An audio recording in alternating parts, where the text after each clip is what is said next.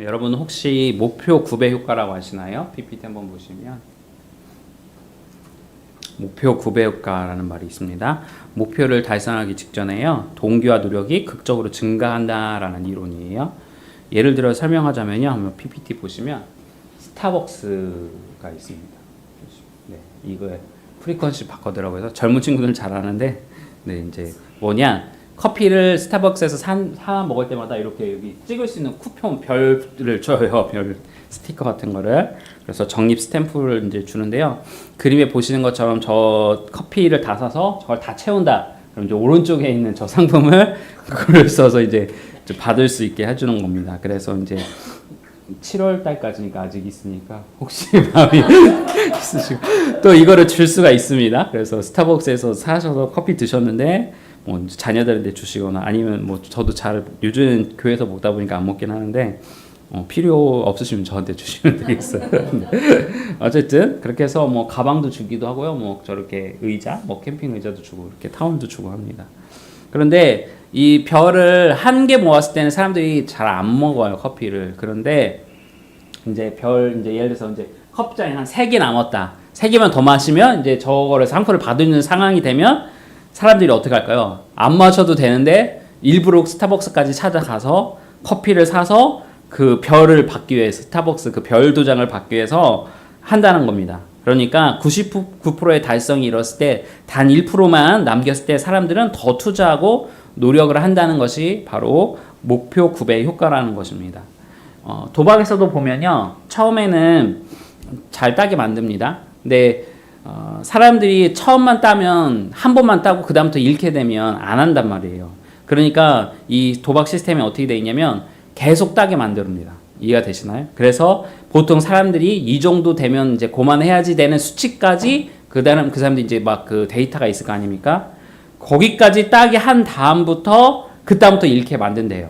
예, 그래서 이제 여러분들 잘 아시는 정승재 선생님 아시죠? 그 수학 선생님 모니터 보면 그분이 이제 이야기하는데 도박으로는 절대로 수학 확률상 돈을 딸 수 없습니다라고 얘기하더라고요. 그렇게 되어 있대요, 시스템이. 그래서 처음부터 잃지 않고 처음에는 이렇게 따게 하든지 뭔가 하게 돼서 이게 그 돈을 이렇게 뭐랄까요, 따는 재미를 얻게 한 다음에 더 이상 이제 얘가 어느 정도 빠졌다 하면 그때부터 막 잃게 된다라고 이야기를 하더라고요.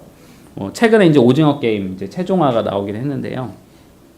이 오징어 게임이 무슨 내용이냐, 뭐 이정재 씨와 뭐 이렇게 등등 해서 세계적으로 큰 이제 돌풍을 일으켰었는데, 자기 목숨을 담보로 게임을 하는 겁니다. 그래서 456명이라는 사람들이 참여하는데, 이 사람들이 죽어나갈수록 그 상금이 점점 올라가요. 사람 한 명당 1억 원씩 돼서, 그러니까 최종까지 살아남으면 456억이라는 돈을 벌 수 있는 거예요.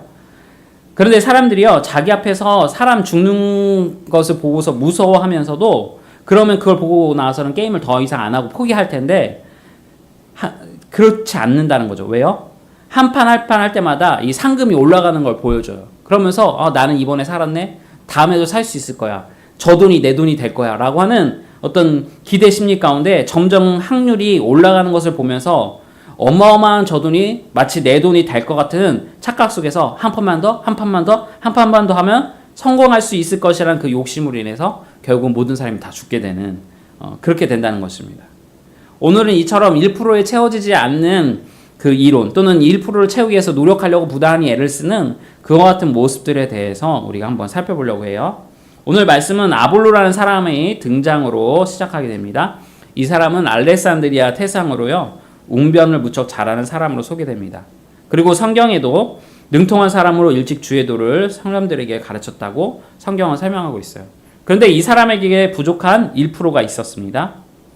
더불어 이제 19장으로, 오늘은 이제 19장까지 살필 텐데 19장으로 넘어가면 에베소 사람들이 등장합니다. 사도 바울은 지난주 우리가 살핀 것처럼 고린도 교회에서 사역을 잘 마치고 그들을 잘 세우고 난 이후에 이스라엘로 돌아가는 가운데 이 에베소에 들리게 됩니다. 그리고 에베소 사람들을 만나는데 이 사람들도 예수님에 대해서 이미 알았던 것처럼 성경을 설명하고 있습니다. 그래서 성경은 어떤 제자라고 설명하고 있어요. 그런데 이들 역시도 아볼로처럼 1%가 부족했습니다. 그것은 요한의 세례만 알았다라고 설명하고 있어요. 우리 말씀 한번 읽어볼까요? 같이 읽겠습니다. 시작. 그가 일찍이 주의 도를 배워 열심으로 예수에 관한 것을 자세히 말하며 가르치나 요한의 세례만 알 따름이라. 바울이 이르되 그러면 너희가 무슨 세례를 받았느냐? 대답하되 요한의 세례느니라. 아멘. 그러니까 아볼로나 에베소 사람들의 공통점이 있었어요. 이들은 다른 지역의 사람들과는 달리 예수님의 복음에 대해서 이미 듣기는 했다는 것이에요. 그래서 일찍이 주의 도를 배웠다. 아볼로는 그렇게 일찍이 주의 도를 배웠다 라고 이야기하고 있습니다. 그러면서 이야기하죠. 그런데 이들은 예수님의 세례는 알지 못하고 누구의 세례만요? 세례 요한의 세례만 알았다라고 설명하고 있어요. 기존이 바울이 복음을 전할 때 대부분 유대교인들에게 전도를 하거나 하나님을 아는 이방인 유대교인들에게 전도를 하거나 아니면 전혀 아예 하나님에 대해 모르는 불신자들에게 전도를 했어요. 그런데 이들은 예수님에 대해서 전혀 모르는 사람들이 아니라 오늘 등장한 이 사람들은 앞선 사람들과는 달리 예수님에 대해서는 들었다라고 설명하고 있어요. 그래서 우리들이 읽은 말씀에서 아볼로는 일찍이 주의 도를 배웠다라고 성경을 소개하고 있고 또한 이 에베소 사람들에게는 제자들이라는 표현을 쓰고 있습니다. 그런데 이들에게 부족한 것이 바로 예수님의 복음에 대해서 1% 부족하게 알고 있었다는 것입니다. 예수님과 바울은 해당 중심으로 복음을 전했어요. 그렇게 전한 이유가 해당에서 성경을 가르쳤던 바리새인들과 서기관들은 율법적인 행위로서 성경을 가르쳤고 그것으로 인해서 많은 사람들이 그러니까 율법적인 자유의 신앙의 자유가 없이 법적으로 이것을 못하면 내가 죄가 짓는 거야. 이렇게 못하면 나 구원 못 받아. 하는 것처럼 잘못된 신앙생활을 하는 많은 사람들이 있었다는 것이죠. 즉 1%의 진실이 부족했다는 것입니다. 이단의 정의가 혹시 뭔지 아시나요? 말씀 몇 번 드렸는데 99%의 진실 가운데 단 1%의 거짓됨을 그 속에 집어넣는 겁니다. 초반에 한국 교회에 성도들이 신천지에 많이 빠진 이유가 있었어요. 대략 2000년도 때까지가 이제 신천도 성도 한 2만 명, 만 몇 명밖에 안 됐거든요. 지금은 20만 명에 육박하는데 이 사람들이 교회 사람들을 어떻게 유혹했냐?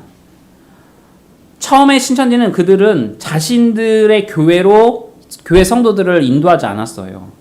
카페, 뭐 동아리, 무슨 상담센터 등 교회와 전혀 상관없는 곳으로 사람들을 데리고 갔습니다. 그리고 거기에서 이런저런 이야기하면서 성경 공부를 합니다. 또 성경 공부 내용도 보면요. 처음부터 신천지 교리를 설명하지 않아요. 기성교회의 성경 공부 내용을 그대로 사용합니다. 그러니까 기존 신조자들은 자신들의 교회에서 배우던 성경 공부들을 그대로 가르쳐 주니까 별 의심 없이 신천지에 가서 성경 공부를 했던 것입니다. 더욱이 교회가 아닌 이단이라고 생각하지도 못했던 전혀 다른 동아리 활동 또는 뭐 상담센터, 카페에서 하니까 별 의심이 없었던 것이죠. 또한 교회에서 받아보지 못했던 대접을 해줍니다. 교회와는 전혀 다르게 막 엄청 자신을 VIP 대접을 해주니까 별다른 의심 없이 신천지에 빠지게 된 것입니다. 그러다 더 이상 헤어나지 못하는 그러니까 가량비에 옷 젖듯이 옷이 어느 정도 젖었을 때 그때부터 신천지 교리를 하나씩 표 안 나게 집어내어서 세뇌를 시키는 것입니다. 99%는 맞을지 모르나 그 1%의 잘못된 미혹에 넘어지는 것입니다. 그래서 수많은 교회들이 넘어가는 것이죠. 아볼로와 에베소 교회 사람들은 그 1%가 부족했습니다. 개혁주의라고 있어요. 뭐냐? 중세 로마 이제 카톨릭이 너무 부패하니까 그들로부터 우리가 개혁하자라고 해서 이제 개혁을 하게 됐는데 그때 세 가지 강령이 있었습니다. 첫 번째 오직 믿음, 오직 성경, 오직 은혜 이 세 가지였습니다. 그런데 여기서 우리가 주목할 것이 있어요. 그냥 믿음, 성경, 은혜라고 이렇게 이야기하지 않고 그 앞에 단어에 뭘 넣었죠? 오직이라는 단어를 썼어요. 이제 당시에 쓰던 단어가 이제 라틴어인데 솔라라는 단어입니다. 솔라 뭔 말입니까? 그 단어밖에 안 되는 거예요. 오직, only라는 단어입니다. 무슨 말이죠? 성경 외에는 안 된다는 겁니다. 성경 외에는 그 어떤 것도 안 된다. 오직 성경만 된다라는 것입니다. 1%의 어떠한 여지도 있어서는 안 된다는 말입니다. 그래서 솔라 스크립트라는 단어로 쓴 것입니다. 아볼로가 다른 지역의 사람들에 비해서 예수님에 대해서 잘 알고 있었지만 정확히 알지 못했고 에베소 사람들이 제자라는 호칭을 받았지만 예수님에 대해서 정확히 알지 못했습니다. 한국 교회가 이것이 문제였어요. 교회는 나오지만 정확히 알지 못하고 수박 겉핥기식으로 신앙생활을 하니까 문제가 발생했어요. 알려면 제대로 알고 제대로 신앙생활을 해야 되는데 그렇게 하지 않았다는 것입니다. 그렇다면 어떻게 해야 할까요? 우리 말씀 읽어볼까요? 좀 긴데 교독하도록 할게요. 26절 짝수절 읽겠습니다. 그가 해당에서 담대히 말하기 시작하거늘 브리스길라와 아굴라가 듣고 데려다가 하나님의 도를 더 정확하게 풀어 이루더라. 아볼로가 아가야로 건너가고자 하므로 형제들이 그를 격려하며 제자들에게 편지를 써 영접하라 하였더니 그가 밤에 은혜로 말미암아 믿는 자들에게 많은 유익을 주니 이는 성경으로서 예수는 그리스도라고 증언하여 공중 앞에서 힘있게 유대인의 말을 이기미러라. 아볼로가 고린도에 있을 때 바울이 위추방으로 다녀 에베소에 와서 어떤 제자들을 만나 이르되 너희가 믿을 때 성령을 받았느냐 이르되 아니라 우리는 성령이 계심도 듣지 못하였노라. 바울이 이르되 그러면 너희가 무슨 세례를 받았느냐 대답하되 요한의 세례니라. 바울이 이르되 요한이 세계의 세례를 베풀며 백성에게 말하되 내 뒤에 오시는 이를 믿으라 하였으니 이는 곧 예수라 하거늘. 그들이 듣고 주 예수의 이름으로 세례를 받으니 같이 읽겠습니다. 바울이 그들에게 안수함에 성령이 그들에게 임하심으로 방언도 하고 예언도 하니. 아멘. 이 말씀에서 우리는 두 가지를 알 수 있습니다. 첫 번째, 올바른 신앙을 위해서 우리는 첫 번째를 알아야 되는데 첫 번째가 뭐냐? 좋은 스승이 필요하다는 겁니다. 좋은 스승. 좋은 스승. 자, 아볼로와 에베소 사람들에게 그 1%를 채워줄 사람이 있었어요. 여러분 혹시 김창옥 씨 아시나요? 김창옥 씨? 아시죠? 잘 아시죠? 교수님이 이제 본인의 어떤 경험담을 이제 이야기를 우리에게 이제 하셨는데 그 강의에서 이제 헬스 운동을 배우고 싶어서 이제 헬스장을 이제 이곳저기 이제 찾아봤대요. 그래서 어느 헬스장을 가야 될까 하다 보니까 무료 체험, 무료로 이렇게 트레이닝을 해주는 헬스장이 있다는 것입니다. 그래서 그것에 이제 문의해서 하니까 일단 오시라고 해서 이제 갔대요. 그랬더니 정말 무료인 거예요. 한 몇 회까지. 그래서 이제 열심히 운동을 하고 돈을 안 대고 이렇게 하다가 딱 그 이제 무료가 끝날 쯤에 돼서 트레이너 선생님이 이제 자기한테 오시더니 이제 그림 한번 보시면 이걸 시키더래요. 이제 벤치프레스라고 해서 이렇게 드는 거예요. 그래서 이 선생님, 교수님 이거 벤치프레스 몇 개 정도 하실 수 있으세요? 그랬더니 김창호 교수님이 전 10개 할 것 같습니다. 그래요? 그럼 한번 10개 해보세요. 그래서 이제 10개를 하셨대요. 해서 이제 열심히 해서 10개를 겨우 했대요. 그래서 이제 내 운동을 했구나 하면서 이제 만족하려고 하는데 트레이너 선생님이 이제 그때 그 얘기를 하시더라고요. 뭐라고 하냐? 교수님, 여기서 3개만 더 한번 해보시죠. 3개만. 그래서 3개를 하려고 했더니 도저히 힘이 들어갖고 도저히 못하겠다는 거예요. 그러다가 이제 트레이너가 제가 한번 도와드릴게요. 해보시죠. 그래서 이제 도와줘서 이제 13개를 했답니다. 자, 13개를 하고 났더니 이제 그때서 이제 트레이너 선생님이 교수님한테 하는 말이 뭐냐? 자, 교수님 10개는 하시는데 13개는 힘드시죠? 그래서 제가 필요한 겁니다. 얘기하시는 거예요. 그게 뭐냐? 제가 없으면 교수님은 앞으로도 10개만 하실 거예요. 계속 운동을 하실 때. 근데 10개만 하시면 근육도 안 붙고 운동한 노력이 효과가 나타나지 않을 거예요. 그래서 자신이 할 수 있는 것보다 2개, 3개를 더 해야지 그것이 운동이 되고 근육이 되시는 거예요. 그래서 교수님 혼자서는 절대로 13개를 넘지 못하시고 다음에도 10개밖에 못할 것이니 반드시 제가 필요합니다. 그러니까 등록하세요. 라고 하시는 거예요. 그러다가 이제 또 그 얘기를 하시는 거예요. 만약에 제가 도와주지 않고 뭐 유튜브 보시고 열심히 노력하셔서 혼자서도 13개가 이제 가능하실 수 있죠. 그런데 교수님 잊지 마셔야 될 게 있어요. 그때 다치시는 겁니다. 라고 얘기하신 거예요. 제가 없으면 다치시는 거예요. 혼자서는 13개 하실 수 있겠지만 다음 주 제가 없이 이렇게 13개를 해도 나중에 다칠 수 있으니까 저한테 반드시 수업을 들으세요. 라고 하는 거예요. 교수님이 곰곰이 생각하시다 보니 뭔가 사기를 당하는 것 같은데 트레이너님 말씀이 너무 맞다는 거죠. 그래서 결국은 등록을 하셨대요. 네. 아볼로와 에베소 사람들이 10개까지는 할 수 있어요. 그렇게 들 수 있는 힘이 있어요. 그런데 13개, 20개, 30개 그것을 들 힘이 없다는 것입니다. 그래서 그것을 들 수 있도록 도와주는 트레이너가 필요하다는 것이에요. 그 역할을 누가 했어요? 아까 좀 전에 말씀 한번 보시면 긴 말씀 한번 보실래요? 브리스길라와 아굴라 부부가 어떡하죠? 26절에 브리스길라와 아굴라가 듣고 데려다가 하나님의 도를 아볼로를 가르친 겁니다. 또한 바울은 어떡합니다? 1절에 쭉 이야기하면서 3절까지 뭐라고 합니까? 바울이 그 다음 4절 한번 보세요. 바울이 이야기하면서 예수를 하면서 그들에게 말씀을 가르치잖아요. 사랑하는 여러분, 좋은 제자가 되십시오. 청출어람이 되셔야 합니다. 아볼로는 그렇게 좋은 제자가 되니까 그 다음에 뭐가 돼요? 좋은 스승이 되었어요. 그래서 사람들에게 많은 유익을 주는 어떻게 됐어요? 앞에 한번 말씀 보세요. 보시면 아볼로가 아가야로 가서 은혜를 많이 끼쳤다. 믿는 사람에게 은혜를 많이 끼치는 좋은 훌륭한 지도자가 되었습니다. 그리고 에베소 사람들 역시 그래요. 바울은 제자들을 여러 세웠고 12명을 세웠고 그곳에서 두란노 서원이라는 곳에서 2년 동안 말씀을 가르쳤습니다. 그리고 에베소 교회를 개척했고 여기에서 많은 사람들이 예수를 믿게 되었어요. 여기서 말하는 두란노 서원이 온누리교회에서 운영하는 그 두란노, 바로 두란노 서점입니다. 성경을 가르치는 신학교를 세운 것입니다. 제대로 아는 것이 중요합니다. 제가 우리 교회 이제 제자 훈련을 좀 빡세게 하는 이유가 그래서 빡센 거예요. 끝까지 해야 하고요. 양이 많아요. 보통 다른 대학은 다릅니다. 제대로 배워야 한다는 것이죠. 무척 힘들 수 있습니다. 하지만 해야 됩니다. 지금은 잠깐 쉬고 있는데 저는 계속 동료에서 완주를 시킬 겁니다. 포기하지 않게 하실 겁니다. 그러니까 여러분들이 열심히 배우셔야 됩니다. 아셨죠?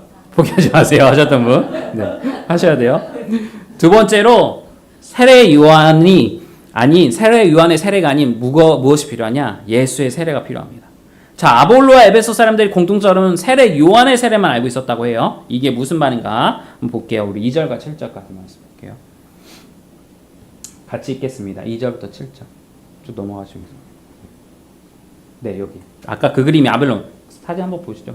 이게 두란노 서원이에요. 실제로 있었던. 네, 다음 말씀 볼게요. 자, 말씀 읽겠습니다. 시작. 이르되 너희가 믿을 때에 성령을 받았느냐? 이르되 아니라 우리는 성령이 계심도 듣지 못하노라. 바울이 이르되 그러면 무슨 세례를 받았느냐? 대답하되 요한의 세례니라.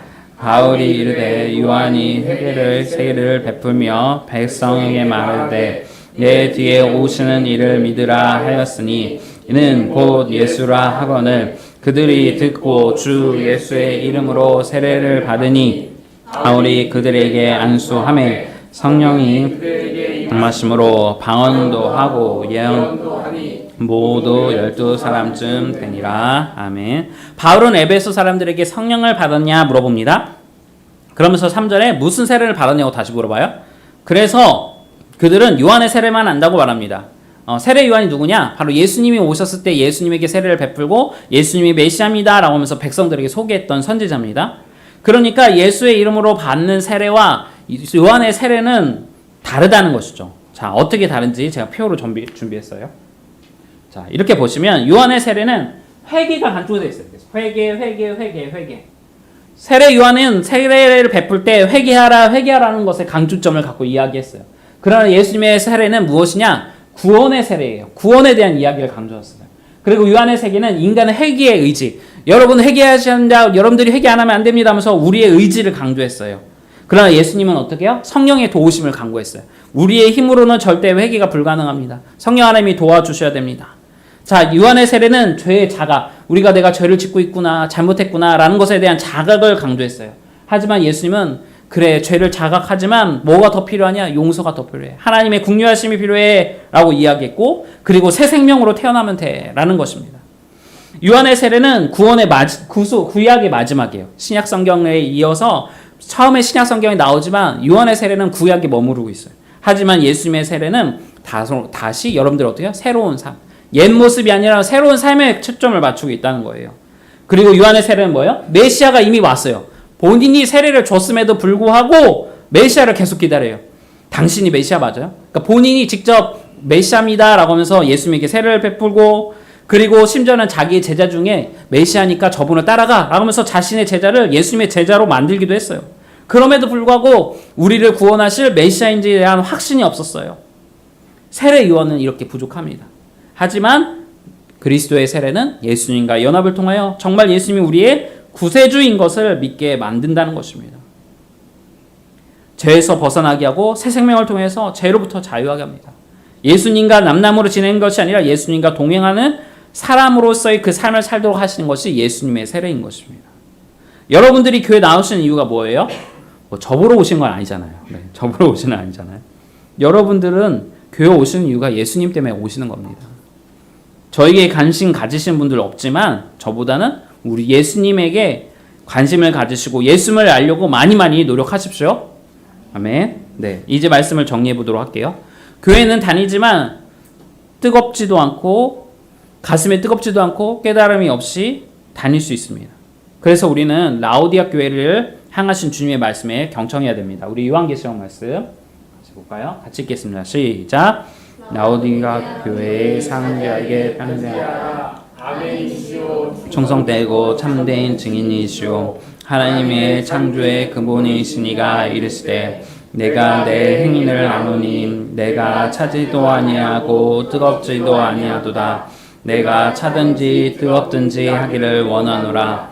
내가 이같이 미지근하여 뜨겁지도 아니하고 차지도 아니하니 내 입에서 너를 토하여 버리리라. 아멘. 주님의 충고는 뭡니까? 뜨겁지도 않고 차갑지도 않는 신앙을 버리라는 것입니다.